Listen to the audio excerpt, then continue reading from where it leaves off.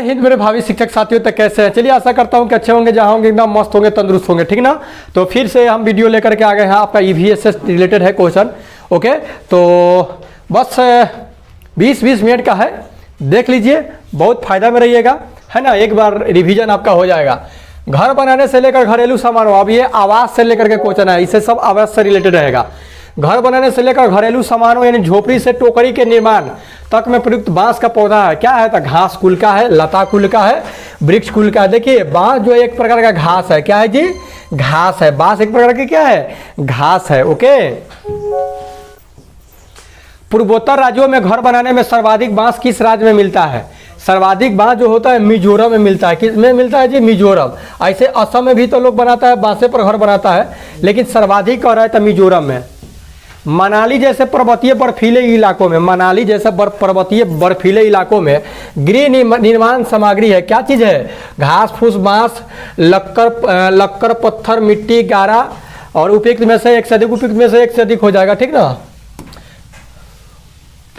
बांस घास बांस तो नहीं रहेगा, लक्कर पत्थर और मिट्टी गारा ये सब हो सकता है। उधर तो बांस के तो नहीं होगा। मरुस्थलीय पौधे क्षेत्रों में पानी की कमी की अनुकूलता का परिचायक है। मरुस्थलीय जो क्षेत्र होता है उसमें पानी की कमी होता है ना, तो उसके लिए क्या? कांटेदार पत्तियां अनुकूलता प्रदान करता है। कांटेदार बढ़िया है। गद्देदार मोटी पत्तियां, चौड़ी पत्तियां, हाँ उपयुक्त में से एक से अधिक हो जाएगा, उपयुक्त में से एक से अधिक, ये सब चाहिए। हाउस बोट किस राज्य के पर्यटन का मुख्य आधार है? तो जम्मू कश्मीर में हाउस बोट देखते हैं ना, हाउस बोट। नौकरी हो जाएगा तो घूमने जाइएगा आप लोग, अब तो टेंशन खत्म हो जाएगा, लाइफ सेटल हो जाएगा।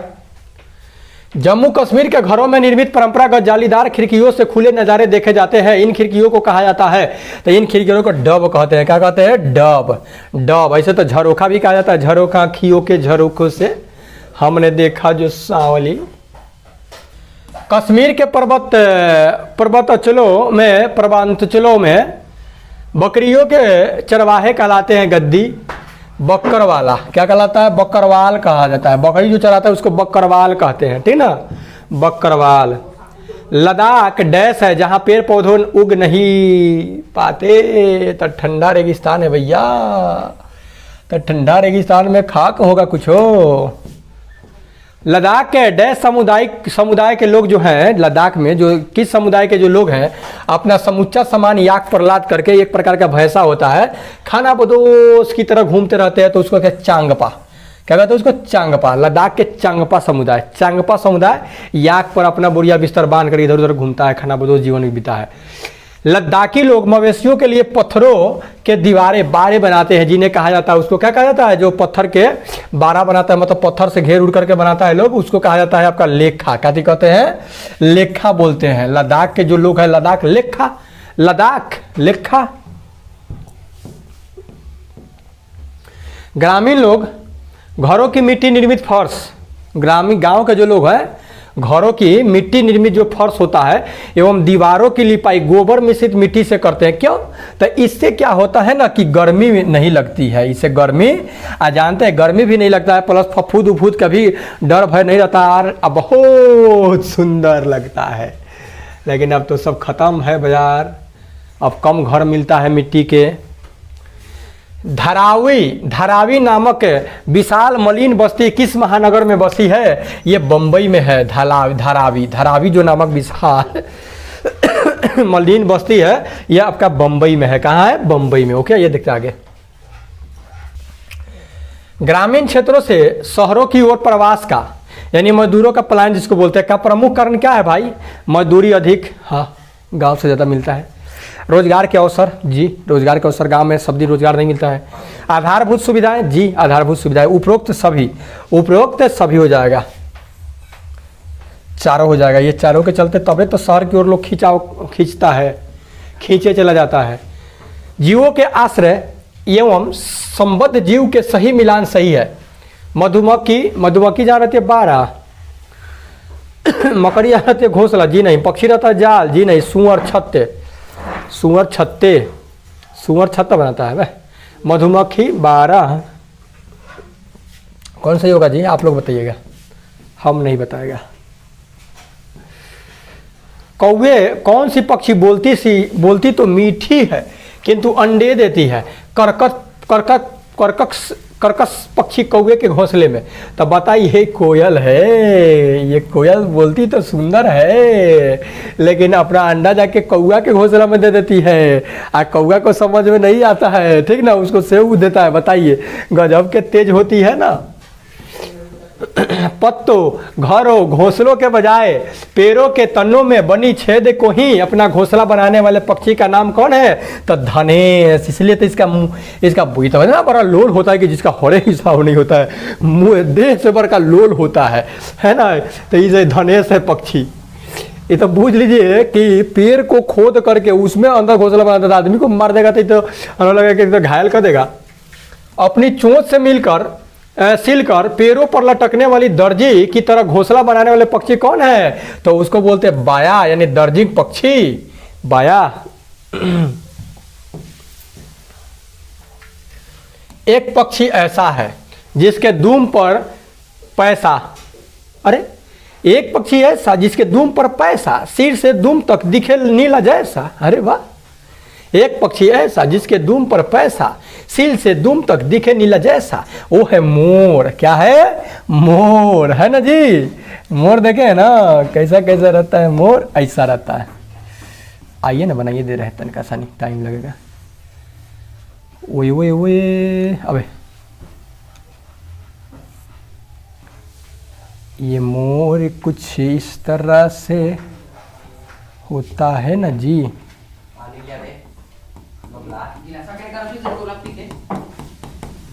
वही हल्ला मत करो, हल्ला करोगे तो हल्ला हो जाएगा।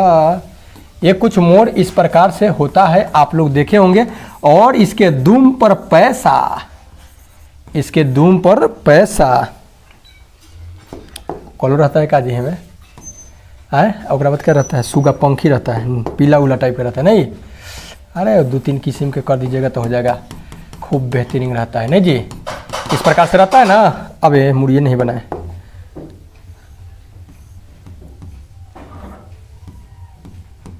काजर की है। तो ये इस तरह से क्या होता है? मोर, है ना जी। तो ये जो मोर होता है, तो एक पक्षी ऐसा जिसके दुम पर पैसा सिर से दुम तक दिखे नीला जैसा, है ना। तो ये पूरा और टाइम लगेगा, छोड़िए हटाइए, थोड़ा बहुत ड्राइंग आता है तनका उनका। हमको 3D लेटर भी लिखने आ जाता है तनका मन का। 3D लेटर देखें आप लोग कैसे होता है ये।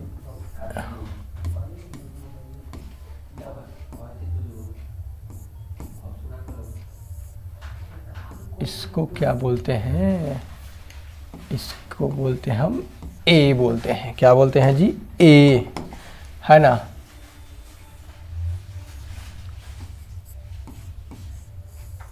ये हो गया आपका ए, 3D लेटर, है ना। आइए देखते हैं आगे। जीव जंतुओं के अस्थायी विलुप्तता का कारण निम्नलिखित में से है। जीव जंतु के अस्थायी यानी परमानेंटली से लुप्त हो गया। क्यों भाई? मरुस्थलीकरण,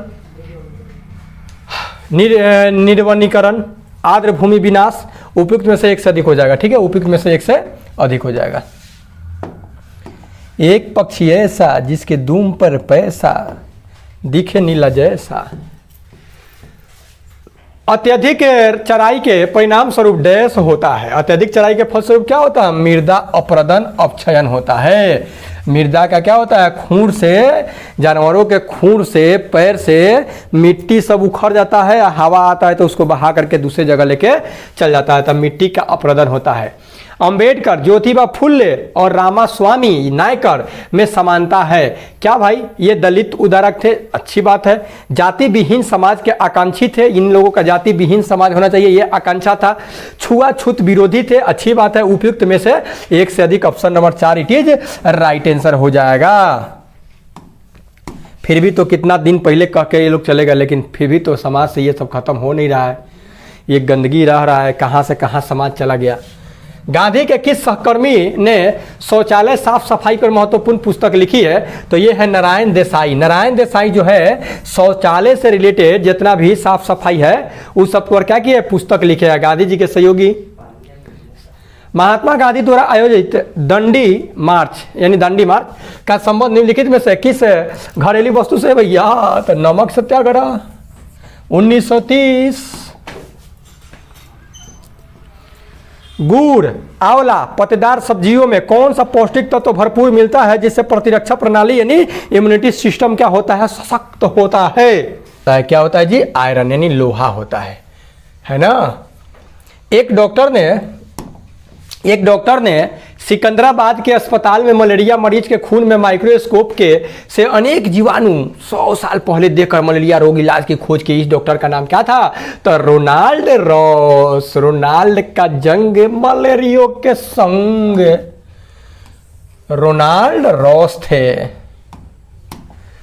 छुआछूत व अछूत का तात्पर्य क्या है? अस्पर्शता, अस्पृश्यता। क्या बोलते हैं उसको? अस्पृश्यता, अनटचेबल, ठीक है ना। अस्पृश्यता, अनटचेबल। निम्नलिखित यंत्र लिखा है। हो गलती लिख दिया है। अच्छा आगे हो सकता है। रोनाल्ड रॉस ने मलेरिया के लक्षणों का पता लगा। इसका नाम क्या है? निम्नलिखित यंत्र नीचे जो यंत्र है इसे, तो ये बताइए क्या है? माइक्रोस्कोप है, सूक्ष्मदर्शी है ना। ये क्या है? Microscope. Option number 2 it is right answer हो जाएगा। ये ना माइक्रोस्कोप है जी। इसको क्या बोलते हैं? माइक्रोस्कोप है ना बोलते हैं। ये आपका क्या है? माइक्रोस्कोप यानी सूक्ष्मदर्शी है। इसी से ना यहाँ पे रख करके क्या किया जाता है कि यहाँ से लेंस संशोधित करके उसके बाद देखता है लोग, खून जांच होता है। देखिए आगे। ओके। शुरू ठंड और कपकपी, सिर दर्द भी हुआ। शुरू में ठंड हुआ, कपकपी और कपकपी के साथ सिर दर्द भी हुआ और उसके बाद तेज बुखार चढ़ा। कुछ समय बाद पसीना आया और बुखार कम हो गया। किस बीमारी के लक्षण है भैया? तो इसको बोलते हैं मलेरिया। इसको क्या बोलते हैं? मलेरिया के यह पहचान है। बाद में ना सिर दर्द करेगा इस तरह से और उसके बाद क्या होगा कि बुखार आएगा, चल जाएगा।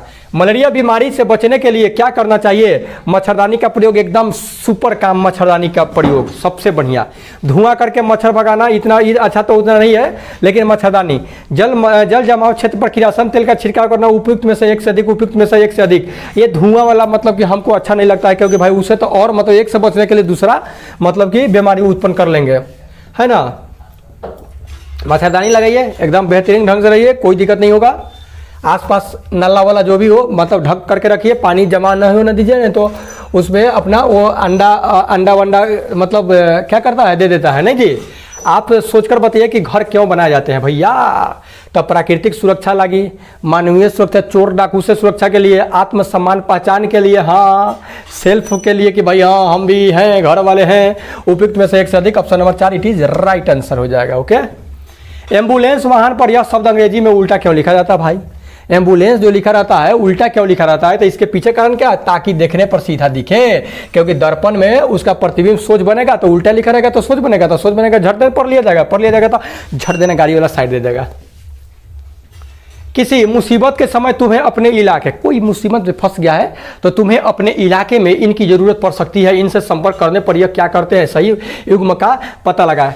दमकल केंद्र गैर कानूनी कार्य की जांच करता है भैया। दमकल के काम ये काम है, गैर कानूनी नजदीकी अस्पताल तत्काल जान बचाना, हाँ ठीक है। एम्बुलेंस इलाज करना, एम्बुलेंस इलाज थोड़ी होता है।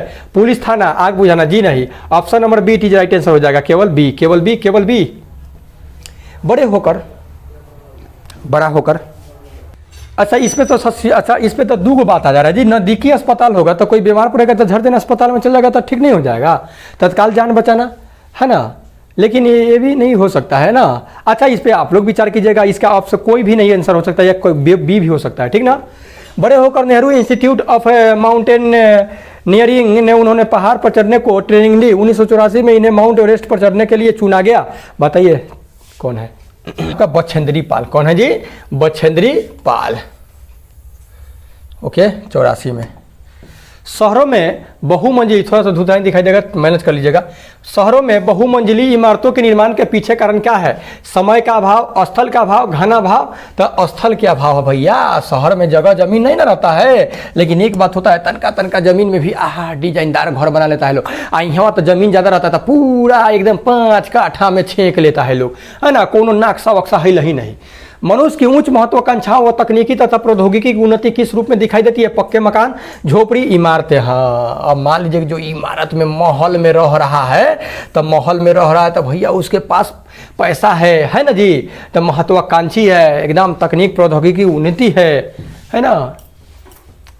अमरनाथ की यात्रा पर जाने वाले यात्रियों, अमरनाथ की यात्रा पर जाने वाले यात्रियों की सुविधा को ध्यान में रखते हुए किस प्रकार का आवास की व्यवस्था होती है? और अस्थायी आधार पर सीमित समय अवधि के लिए निर्मित, यही होता है। और अस्थायी आधार पर सीमित समय अवधि के लिए निर्मित जो आवास होता है उसके लिए बनता है, ठीक ना। बहुत अधिक मजबूत कला बनाएगा, बना देना चाहिए, बार बार नहीं बनाना पड़ता। पहाड़ी प्रदेशों से भी अधिक ठंडी जलवायु कहाँ पाई जाती है? तो सबसे ज़्यादा कहाँ? तो लद्दाख में पाई जाती है। कहाँ? लद्दाख में एकदम ठंडा ही ठंडा है, गर्मी में चला जाए।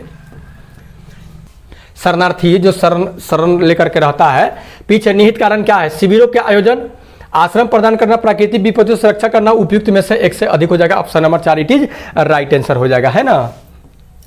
झोपड़ी, झोपड़ी में फर्श की लिपाई के लिए प्रयुक्त लेप में मिश्रित होता है, वही बात है, गोबर, भूसा, मिट्टी सब रहता है। Option number 4 it is right answer होता है, ठीक ना। कच्चा जो घर होता है उसका लिपाई के लिए। ओके, आइए देखते आगे। हाँ, राजस्थान के गांवों में जहां वर्षा कम व गर्मी अधिक होती है, कैसे घर बनाए जाते हैं भाई? पत्थर के, घास के, मिट्टी के। का ठीक है, मिट्टी के नहीं, घासों फूस के बनाता है लोग। उपयुक्त में से एक से अधिक हो जाएगा, ठीक ना, उपयुक्त में से एक से अधिक हो जाएगा। रेगिस्तान में पाकिस्तान वाला के तो गजबे रहता है सबके। राजस्थान के ग्रामीण इलाकों में मिट्टी के घरों की छतों के लिए क्या प्रयोग किया जाता है? तब मिट्टी के घरों के तो कंटीले झाड़ियाँ। कहाँ? राजस्थान में कांटा वाला सब झाड़ी, तो उन्हें कांटा होता है तो कहाँ से लाएगा बिना कांटा वाला? फूलों की खेती डैश कहलाती है, सवेरे भी मिला था। फूलों की खेती फ्लोरी कल्चर कहलाता है। क्या कहलाता है? फ्लोरी कल्चर कहलाता है फूलों की खेती। एक घर के स्वरूप निर्धारण में प्रयुक्त भूमिका निभाने वाला कारक कौन सा है? जलवायु। अच्छी बात है भाई, जलवायु को भी देखना पड़ेगा। आने तो मान लीजिए कि जलवायु जहाँ माने जलवायु खराब हो वहाँ घर बनाएगा तो दिक्कत है। भवन सामग्री भी चाहिए, बजट भी चाहिए आपको, है ना। ये सब उपयुक्त में से एक से अधिक होना चाहिए, तब आप भवन बना सकते हैं। एस्किमो लोग किस प्रकार के घरों में रहते हैं भैया? तो एस्किमो लोग घर में कैसा? इग्लू, इग्लू बनाता है। इग्लू, इग्लू किधर? ये बर्फ का घर होता है, इग्लू। दीवारों की सफेदी में उपस्थित किसकी मात्रा कीड़े मकोड़ों को नाश करती है? तो चूने की, चूना की मात्रा मिला दीजिएगा तो कीड़ा मकोड़ा क्या करेगा? नाश कर देगा। ओके। पाइपों द्वारा अपशिष्टों के विसर्जन की व्यवस्था होती है क्या? झोपड़ियों में, कच्चे घर में पाइपों द्वारा अपशिष्ट के विसर्जन की व्यवस्था होती है, तो पक्के मकान में ना होता है जी। पक्के घर में, पक्का घर में नहीं रहता है। स्वच्छ भारत अभियान की शुरुआत गांधी जी के वर्षगांठ पर हुई। किस वर्षगांठ पर? तो 100वीं वर्षगांठ पर हुआ था। 2 अक्टूबर को 100वीं जन्मदिन मनाया गया था। मलेरिया की दवा में उपयोगी सिनकोना पौधे के किस भाग के चिकित्सीय उपचार में किया जाता है भैया? तो पत्ता का। किसका? पत्ता का उपयोग किया जाता है। सेकेंड एंड लास्ट क्वेश्चन देखेंगे। जल जमाव अथवा पानी में उगने वाले पौधों को घरेलू भाषा में क्या कहते हैं हम लोग? मतलब कि जो जल जमा हो जाता है अथवा पानी में उगने वाला जो पौधा होता है उसको क्या बोलते हैं? काई बोलते हैं, हमने कैंटी बोलते हैं। काई नहीं लग जाता है, कॉल वॉल पर भी कैंटी लग जाता है, अभी तो द्वार पर भी कैंटी लग जाता है।